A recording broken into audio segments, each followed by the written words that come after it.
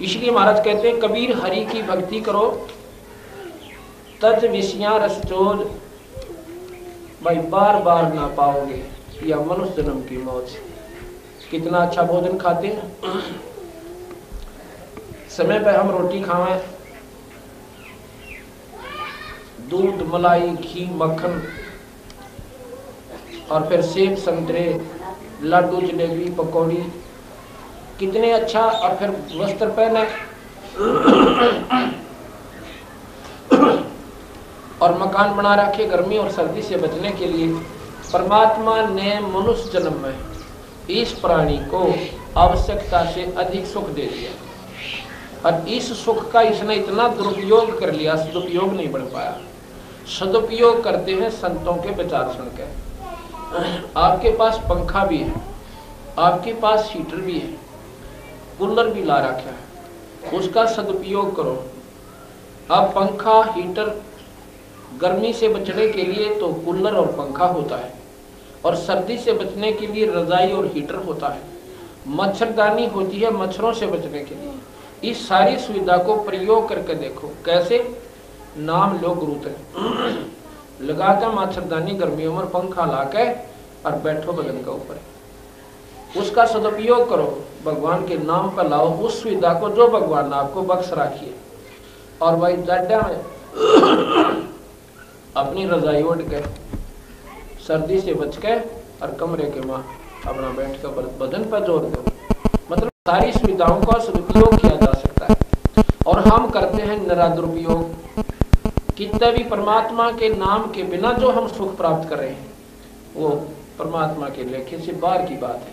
और उससे इतना दुखी परमात्मा होता है, उस जीवात्मा से इतना नाराज हो जाता है कि उसको फिर मनुष्य शरीर नहीं देता। अब परमात्मा ने हम दयालु कहते हैं, परमात्मा को हम न्यायकारी भी कहते हैं, और परमात्मा फिर गधे और कुत्ते सूर बनाए। उस दयालु ने जबान रहमी को ना करी, क्यों बनाए? क्योंकि उसका नियम है तो मनुष्य शरीर पाक है और परमात्मा के मार्ग को एक नंबर पर नहीं रखता, भगवान नहीं बचता, तो उसको नु कहता ले भाई अगर तूने यही काम करके आया, बच्चे पैदा किए, पाल दिए, पोष दिए और ब्याह दिए, और फिर ये सोच रखा है चाहे हम कुछ भी हो जाए हमारा जीवन सफल हो गया, ऐसा नहीं है। बच्चों का होना भी नसीब था आपका, जो कुछ आपने मिला वो भी परमात्मा ने आपको देना था, क्योंकि आपने पिछले जन्मों में कोई ऐसा कर्म किया हुआ था। आगे का आप जीरो हो गए, कुछ नहीं कर पाए। पिछले जन्म की जो कोठे पर रखे थे वो गेहूं खा लिए, आगे बोए कोई ना, और उसके ना बोने से आप देखो जमींदार बूझ गए। अगर आगे दाना हो जाता हम गारंटी दें। इसी प्रकार ये भक्ति क्षेत्र है हमारा शरीर, इसमें अब जो बो जाएंगे अब इसमें कुछ बोएंगे तो आगे मिलेगा। आप देखते हो एक आदमी का कोठी लगी बनी हुई है और दो कार खड़ी, तो न्यो कहेंगे भाई घने बढ़िया कर्म कर रहा है। और एक आदमी की दोनों टांग कट रही और ऊपर ते सर फूट जा पड़कर, न्यो कहें भाई तो घने खोटे। और आप पे क्या आकर स्वयं क्या भाई मैं तो घने माड़े कर्म आगा प्राणी से, कि घने खोटे कर्म बने मेरे से। अब वो समय कब आओगा जब वो खोटे बढ़िया बड़े थे? वो कौन सा समय था? वो कभी मनुष्य शरीर था और उसमें आपने कुछ शुभ और अशुभ किए थे और जिसका परमात्मा ने ईब आपको ज्यों का त्यों भुगतान किया।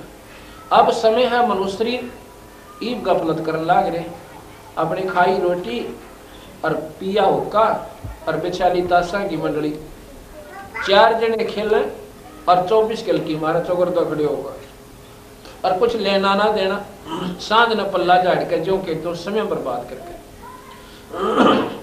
अगर थोड़ा सा भी सो दिया जाए ना, सत्संग मानते हैं, वो समय है उन भक्तों का जो खाली समय है। एक धार्मिक किताब ले, एक तो पढ़े और बाकी सुने बैठ के, आनंद आवे, समाज सुधरे, बच्चा न बिठावे, बाण बेटियां न बिठावे और बैठ के अपना वो सत्संग सुनावे, उस किताब को पढ़े। और उस अनमोल समय को हम कहाँ खो रहे हैं? ताशों का कम से कम आपने जहां वोट देनी है दीजिए, अपना फैसला करके, बस इतना ही काम है, आगे नहीं इससे फालतू, बाकी अपना परमात्मा के नाम पर लगे रहिए। ठीक है, राजा तो आपने चुनना ही पड़ेगा, आपने जो ठीक लगे विधिवत तो अपनी वोट दीजिए और बाकी अपना भजन करे। बढ़ेगा वो ठीक से, ना बढ़े तुमने के ठेका ले रखा होता, उसके नसीब फलेंगे। तो इस प्रकार हम जो अनावश्यक बातें हैं उनको भी इतना बढ़ा चुके और जो आवश्यक है उनको छेड़ते भी कौन है। इसलिए संत कहते हैं कि सत्संग में आए बिना जीवन सो दियावनी। और सत्संग में आप देख लो कितने गा रहे हैं।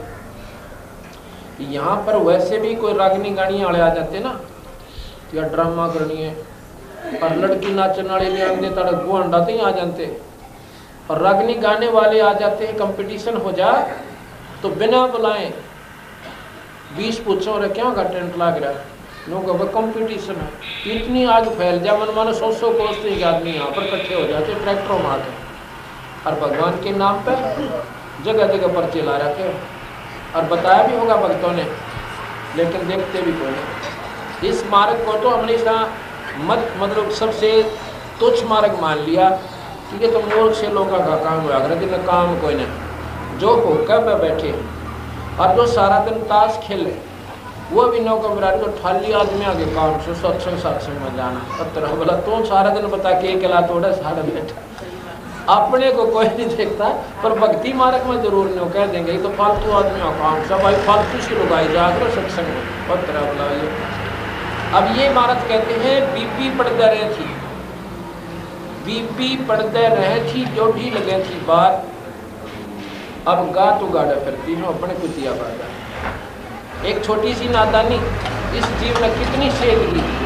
वो राजा की रानी जब काजू के हलवे जूठे छोड़ा करती थी और दिन में 3-3 बार सूट बदला करती, श्रृंगार करा करती और 36 बांधी हुआ करती उसकी केला हुनर, हर सुविधा देने वाली, खाट बिछाने की न्यारी, कपड़े धोने की न्यारी, उसको ठाठा वस्त्र देवा न्यारी और झाड़ू देवा न्यारी, काम का हाथ भी नहीं लाना था, रोटी पोवा न्यारी। और उसने अपना वो पीछे करया हुआ खजाना पीछे जन्म का वह कमाई और कति गोलियां तरह दे देकर खा ली। आगे बोई को ना, आगे ना बोने से उसको क्या बन गया, अर्थात सत्संग की कमी रही। सत्संग का जो अभाव है सजीव ने कहाँ ले जाकर छोड़ दे से, कहाँ तो रानी और कहाँ फिर कुतिया। अब पैर जो गले कितने पैर।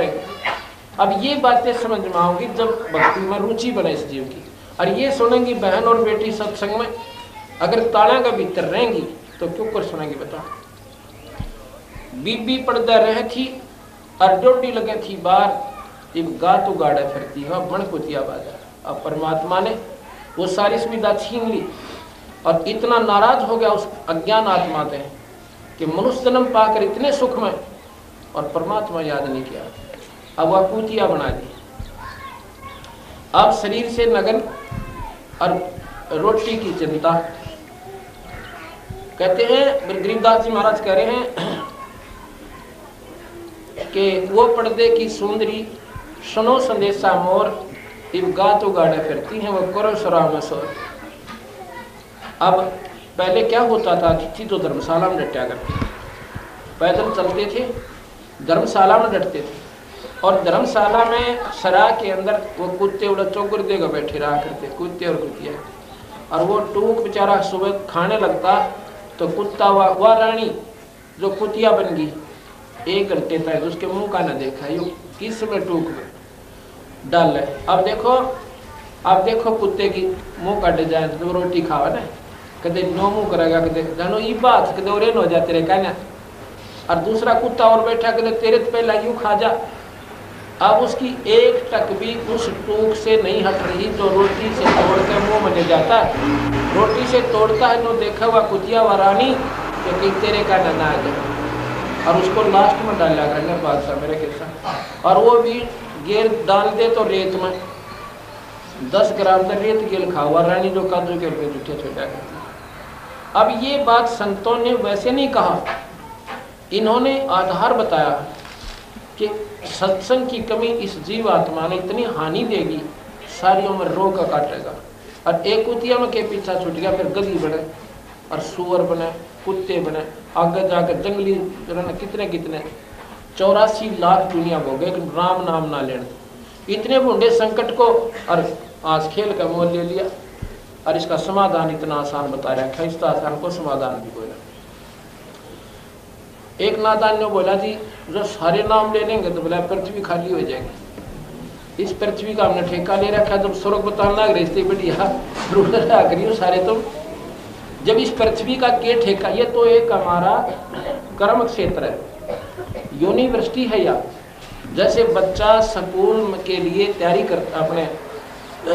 करने के लिए स्कूल में जाता है पढ़ाई के लिए, और जब पढ़ाई पूरी होगी तो उसमें यूनिवर्सिटी में और आ जाएंगे, वो पूरी करके आगे चले जाएंगे। तो ये तो यार टेम्परेरी दाखला मिला हमारे को 50-60 साल का, भाई इसमें अपनी कर ले जितनी कमाई होती है। यूनिवर्सिटी में हमने बना लिया मौज मारन लाएंगे, ऐसा नहीं था।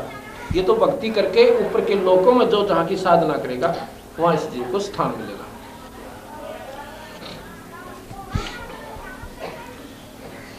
नकबे सर नकबा बनी पैरे थी हार हमेल, अब सुंदरी से कुतिया बनी बसन साहिब देखिए।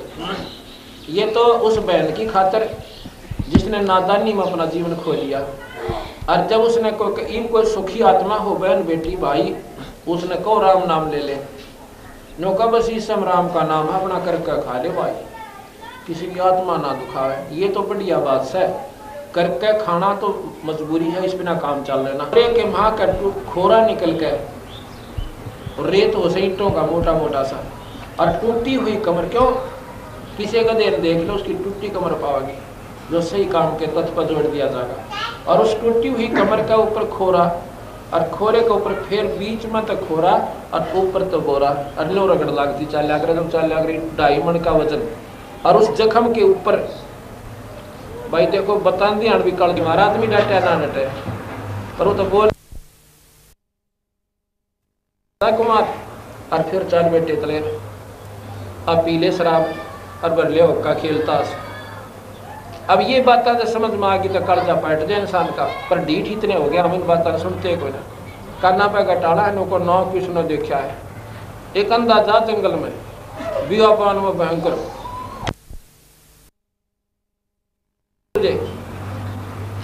और जब पड़ गया ना बोझड़ा में, अब हम इस स्थिति में है, जो प्राणी जो बहन भाई ये कहते हैं किसने देखा आगे का, और फिर न को देखी जागी भाई, तो वो उस अंधे की तरिया है। अब उस अंधे ने दिखता कोई ना, और जिसने दिखा वो बताओ उसकी मानता ना, तो मर कुएं में पड़ कर जा फिर आगे देखिए तमाशा। ये बात समझ में आओगे ना जब बात में संत थे आँखें वाले, इनकी आँख थी। आज से 250 वर्ष पहले इस गरीबदास जियों ने ये लिखा था कि घर घर लो के बर्तन हो जाएंगे। ये देखो 250 वर्ष पूर्व अगर कोई नौ कह देना कि घर में लो के बर्तन होंगे, उसने निहायत झूठा माना करते, ऐसा हो नहीं सकता। लो न बर्तन बिना जहाँ खान के बर्तनों में, आज ये सटील अंग्रेजी में सटील, हिंदी में लोहा। गरीबदास ने कहा था कि घर घर इन राज्यों की रीत कहूँ मैं तो से हंसा, और घर घर लोहा बर्तन होंगे ना देखने में कंसा। ये लो के बर्तन आज उस गरीबदास की कई क्यों आगे का दिखा था, उनका आख्या थी, उन जब बताई थी। ये 250 वर्ष पूर्व लिखा हुआ प्रमाण है। तो वही बता रहे हैं। अब उस अंधे ने दिखा को नहीं, आख्या लगी मानता नहीं, तो काट के दिखा कर सिगरेट भी ला रहा हूँ गेल। ये तो बनावटी बातें हैं, ये 2 दिन का सांस है। और फिर टूक भी झूठे मिलेंगे, वो भी समय पर मिलग ना मिले कुत्ता बन के। और फिर क्या कहते हैं, अब इस प्राणी को महाराज याद जुमावस है कि एक हरि के नाम बिना ये राजा रसब हो। रसब का है अच्छे बड़े खेचर ने, जिस पर फालतू वो दिन लजा कर राजा रसब हो। कौन राजा? जो नाम ना लेता। जो नहीं सारे राजा, राजाओं का प्रमाण है। अम्बरीश जैसे महापुरुष राज भी करके मुक्ति अपने भक्ति कर गए। राजा जनक, ऐसे बहुत से महापुरुषों का प्रमाण है जो राजा होकर भक्ति, राजा होकर तो और ज्यादा कर सकता है, पुण्य भी कर सकता है, भक्ति भी कर सकता है। पर और परमात्मा फिर साथ देगा, उसका राज भी सुखी होगा। पहले नियम होता था, राजा के राज में कोई ऐसा अनहोनी हो जाती तो संतों को बुलाते थे, उनसे कारण और समाधान पूछा करते थे, उनके आधार पर अनुष्ठान किया करते थे और राज में शांति होती थी। अब सारे खोटे कर्मा का ठेका राजा ने ले लिया। भगवान तो बेसन ना याद करो, पर थोड़े काम सारे याद कर लेते हैं। तो उन राजाओं के लिए महाराज कहते हैं कि राजा एक हरि के नाम बिना ये राजा रसम हो, भाई गली गली भौंकत फिरे, फिर टोक ना डाल लगे, फिर रोटी नहीं मिलेगी इसके गली। हाँ, माटी माटी लदा कुम्हार के और न्यार ना नहीं रखो। अब फिर ये दुख देखो याद तो आ जाएंगे। मैं तो अपनी बताता हूँ।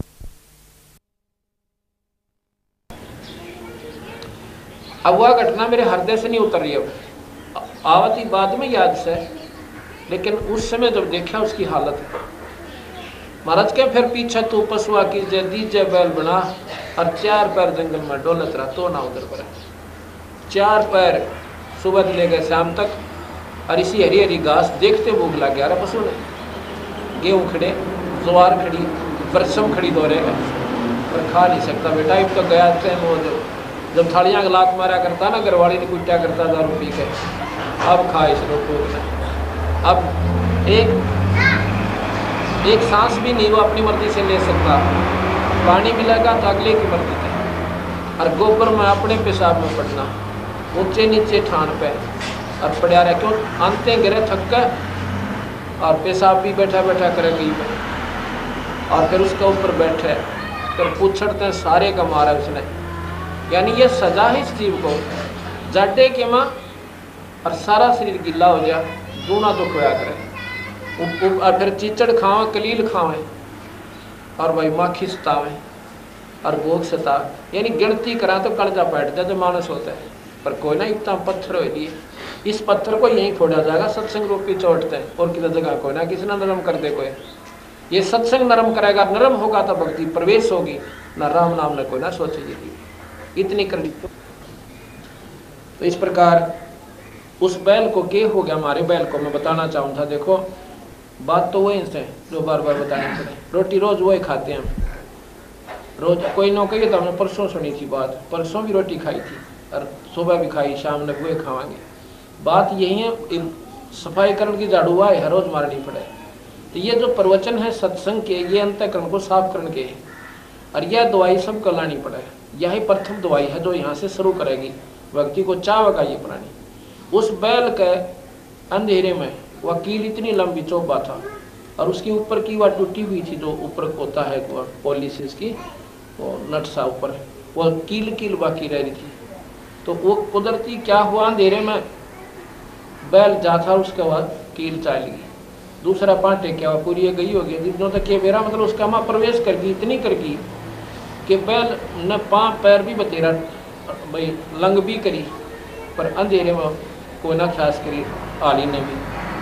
और ने सोचा को कांकर कुकर आती होगी पूरा के बीच में, आगे जाकर निकाल देंगे, खेत में जाकर कांकर देखी कि निकल गई। उसने सोचा कि इसकी मार दुखती होगी, निकल गई होगी। वह सारे दिन एक पैर को मुश्किल से टेकता टेकता हल पर काम लिया, शाम ने घर तक भी लिया।